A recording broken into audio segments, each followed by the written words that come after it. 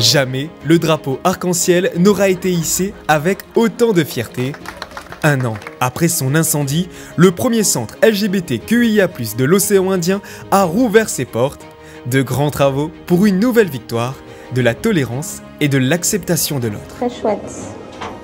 C'est sobre, c'est joli, c'est bien. C'est dit, il faut vraiment qu'on se relève, mais pas dans 10 ans, pour l'égalité et pour une approche humaniste du faire et du vivre ensemble. Il y a des espaces communs. Oui. En bas, espace commun. Et là, qui c'est qui va entretenir ça? C'est qui va faire le ménage? Vous allez faire un planning, c'est ça? Oui, c'est ça, ouais. C'est ça. Si Madame la maire veille au grain, c'est parce qu'ici, de nombreuses associations travailleront main dans la main pour aider toutes les personnes dans le besoin. Ça a permis de recréer des petites familles à partir de rien, de gens qui n'en avaient plus. Pour moi, comme pour beaucoup, je pense que c'était un rêve. Touche vraiment parce que la ville de Saint-Denis, depuis le tout début, elle a été un soutien énorme. Les villes de la Réunion pouvaient être pareilles, ça serait incroyable. Un lieu très important où chacun a déjà ses petites préférences.